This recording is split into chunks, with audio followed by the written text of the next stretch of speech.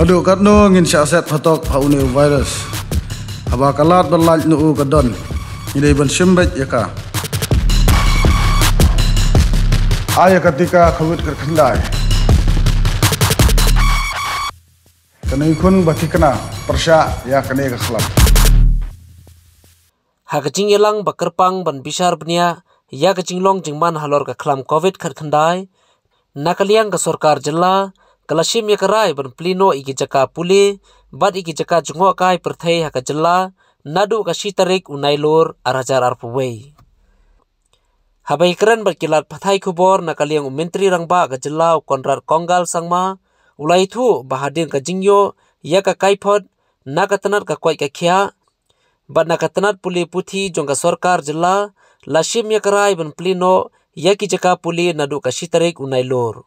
Nakaliang menteri rangba uloong ba barok ki college bat ki school ha ki thai nong kendong bat khapsor kin plino nadu ka sitarik unailur bat nakabenta ban pentikena bandon ka jingsinga ni ki khna school nakaliang ka sarkar jilla kalakarpat ikinong hikai bakin a yutika covid khanda yelade habaide ba ka kam jungo kai perthai on plino nadu ka sitarik unailur berkumjuru ginong cunga kai perthai ki bawan saka jela kidai benlong ki bala pendem ya kajing ai yau tika covid khandai. We have specifically mentioned that each location will have its own rules and laws. Some places are SOPs, I should say. Some places are allowing single vaccination. Some places will allow double vaccination. So based on that, obviously movements will be allowed. So, but obviously the SOPs have to be followed based on that specific location.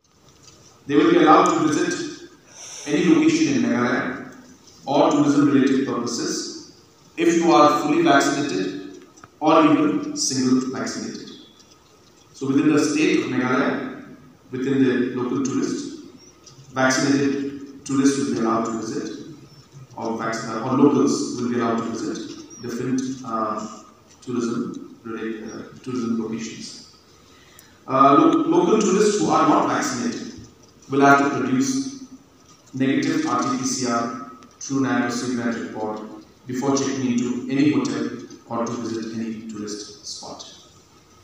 So these were the few decisions that were taken today, and this obviously also includes restaurants and other tourism-related places, but obviously those places also will come with certain protocols, like there will be certain numbers restricted, and obviously the vaccination aspect also will be there.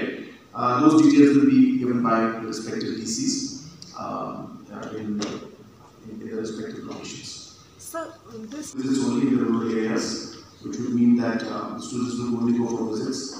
And in certain areas which is there, we have again, even in urban areas, even to class 8, we have said it is school visits.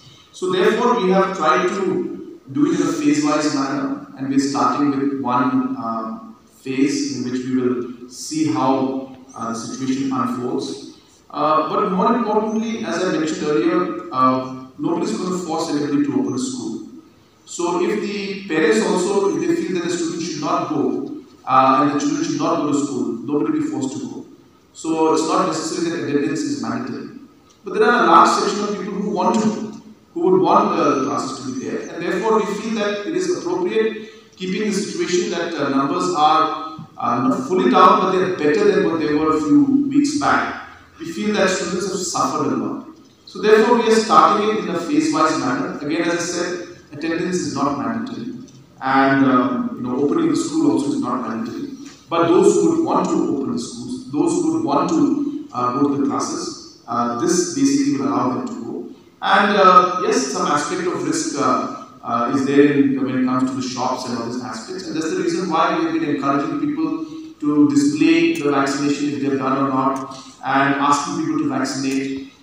Any movement that takes place, even while we sit in this room, there is no guarantee, to be very frank. And somebody could be positive and you could get affected. That's nothing we can really 100% guarantee and say will not happen. Though I know that most of you are not vaccinated, I hope. But anyway, so yes, there is no guarantee in the world today. Today we live in a COVID world. But I think we need to all realize that somewhere we need to move on. And we need to realize that we have mentioned that the teachers who are there, we are ensuring that they are going to be fully vaccinated. And the ones who are not vaccinated, we need to produce the RT-PCR test results in a specific period of time. And from the students' point of view, there will not be any specific condition for the students, but all college students, we have seen that a large number of them are vaccinated, and we are hopeful that more and more students will come forward in the colleges to get vaccinated. What is the first? So obviously, if there is a containment zone, if the specific locality or the people of that area feel that the students' spots cannot be open, then that particular aspect will be considered, and the tourism movement will not be allowed in those locations. So we will go with the local sentiments and ensure that we carry the people along. So it will all depend on the individuals. But yes, again, as I said, depending on the for example, a tourist comes into Shillong and he or she would like to watch a movie, and he or she happens to be only single vaccinated but has done an RT-PCR test, so they can come in. But the guidelines and the SOPs for a movie theatre require that you have to be fully vaccinated. So then obviously tourists can come into Meghalaya but will not be able to go for a movie because the movie activity will require full vaccination. So it depends on activity to activity.